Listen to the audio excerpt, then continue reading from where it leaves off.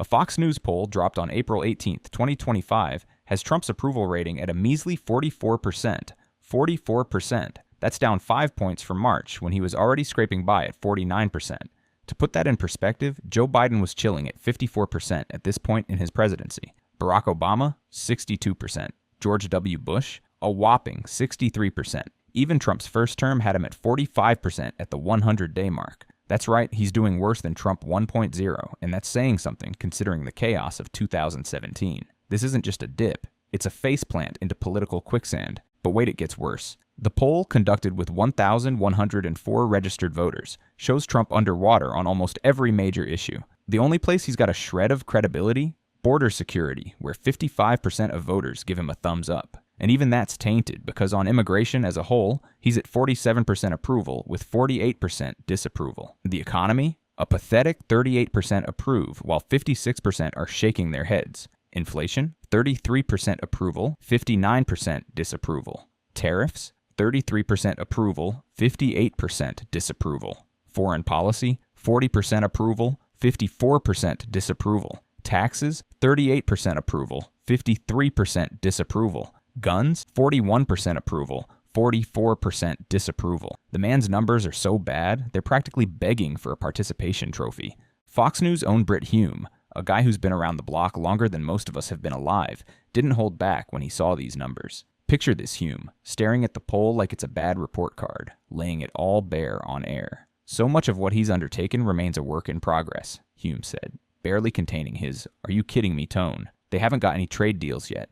The tariffs are out there, and people are worried about them and don't like them. We don't know how that's going to play out. Translation: Trump's big promises are a hot mess, and the American people are not here for it. Hume didn't stop there. He pointed out that Trump's foreign policy is a dumpster fire. We don't have peace between Ukraine and Russia, which he promised, he said, probably imagining Trump's campaign trail boasts crumbling like a stale cookie. And the economy? He's way down on the economy and even way down further on tariffs, Hume noted, sounding like a disappointed dad who just found out his kid flunked math. The one silver lining? The border, where apprehensions have dropped significantly. But even that's not enough to save Trump from the polling abyss. So how does the former president react to his own cheerleader network turning on him? By throwing a tantrum on Truth Social, naturally. On Thursday morning, Trump went full keyboard warrior, raging at Rupert Murdoch, the 94-year-old chairman emeritus of Fox Corporation and News Corp. Rupert Murdoch has told me for years that he is going to get rid of his Fox News.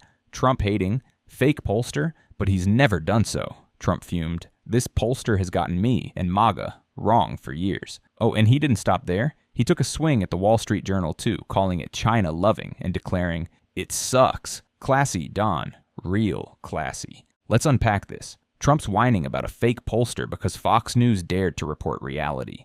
The same Fox News that's been spinning his narrative since the escalator days. The same Fox News that was the first to call Arizona for Biden in 2020, a move that had MAGA Nation clutching their pearls. And now their poll is showing Trump's presidency circling the drain, and he's mad. But here's the kicker: the poll isn't fake. It's conducted by Beacon Research and Shaw and Company Research, with a margin of error of plus or minus 3%. It's as legit as it gets. Trump's just mad the numbers don't lie. Let's zoom in on the economy, because hoo boy, this is where Trump's getting roasted alive. Remember when he rode the economic wave in his first term, touting stock market highs and low unemployment? Yeah, that's ancient history. The Fox News poll has him at 38% approval on the economy, with 56% disapproving. Reuters is even harsher, pegging him at 37% approval, his lowest ever. And The Economist/YouGov, they've got him at a net negative 12 points on the economy, a massive swing from the net positive 12 points he had 3 months ago.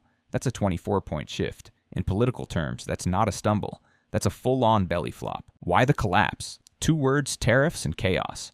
Trump's been playing trade war like it's a game of Risk, slapping tariffs on Canada, Mexico, and a 10% blanket tariff on all imports, plus reciprocal tariffs on over 60 countries. Then he paused them for 90 days, because apparently even he realized he was tanking the markets. The S&P 500 is down 10% for the year, and voters are not happy. The Fox poll shows 71% of voters rate economic conditions negatively, and 55% say things are getting worse for their families. Oh, and 72% think tariffs will jack up prices. Shocker, people don't like paying more for their groceries. Gallup's latest numbers are even bleaker, showing the worst economic confidence since 2001. Trump's promise of prosperity? It's looking more like a pipe dream. And the Wall Street Journal's editorial page, which Trump so eloquently called sucks, has been hammering his tariffs for months.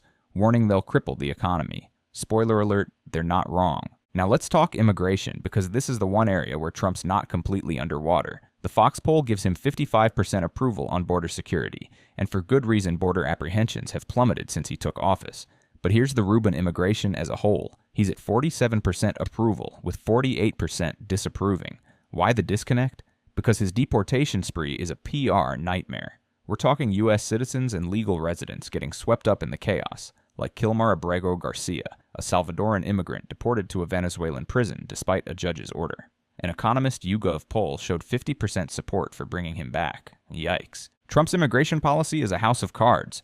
Sure, the border numbers look good, but the mass deportations are jamming up courts and leaving employers scrambling for workers. Pew's data shows immigration is the most liked thing Trump's done, with 20% of Americans giving it a nod. But it's also a lightning rod for criticism. The Economist YouGov poll has him at a net negative 5 points on immigration, down from a net positive 11 points at the start of his term.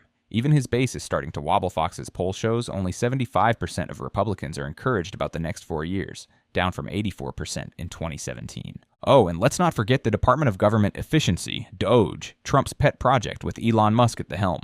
The Fox poll is brutal. 39% approve of Musk's work, while 56% disapprove. Ouch. Nearly half of voters think DOGE might make government more efficient, 49%, or improve the economy, 47%.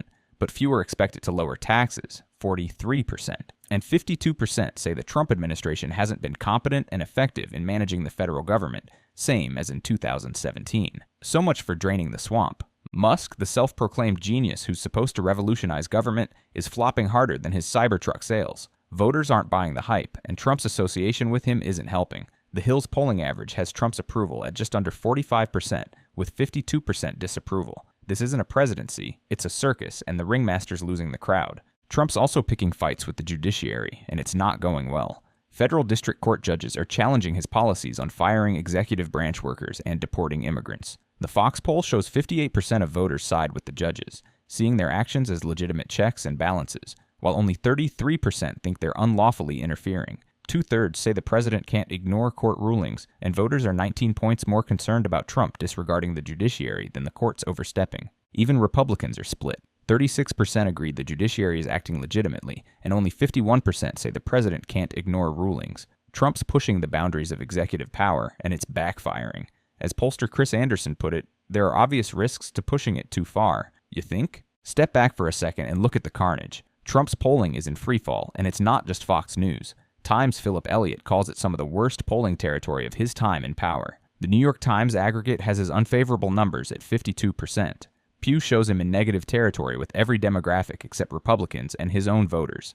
Men, women, people of color, college-educated or not, everyone's souring on him. The Economist YouGov has his approval at a net negative 13 points, down 3 points in a week. Quinnipiac shows independents' disapproval jumping from 46% in January to 58% now.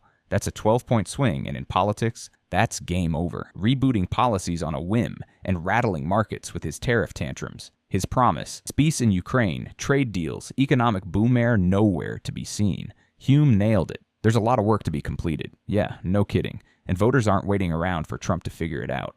Let's be real, we saw this coming. Trump's been selling snake oil since 2016, and the American people are finally waking up. The Fox News poll isn't just a snapshot, it's a warning siren. The man who claimed he alone could fix it is proving he can't fix a damn thing. His tariffs are a disaster, his deportations are a PR nightmare, and his approval ratings are in the toilet. Told you so. But this isn't just about Trump. It's about a system that let him waltz back into the White House despite a track record of failure. It's about an economy teetering on the edge because one man thought he could bully the world into submission. It's about a country so divided that 59% of voters are unhappy, per Fox's poll, and 71% think the economy's in the gutter. This is what happens when you bet on a con man with a spray tan and a Twitter addiction. So where do we go from here? Trump's presidency is a cautionary tale about what happens when you prioritize bluster over competence, division over unity, and ego over evidence. The Fox News poll is a wake-up call, not just for Trump, but for all of us. We need accountability. We need leaders who deliver, not just promise. And we need a system that doesn't let a guy like Trump fail upward into the most powerful job on the planet. Justice isn't just Trump's poll numbers tanking, though. Let's be honest, that's pretty satisfying. It's about fixing the mess he's made. It's about protecting the economy from his reckless tariffs, the courts from his power grabs, and the people from his deportation disasters. The American people deserve better, and if these polls are any indication, they're starting to demand it.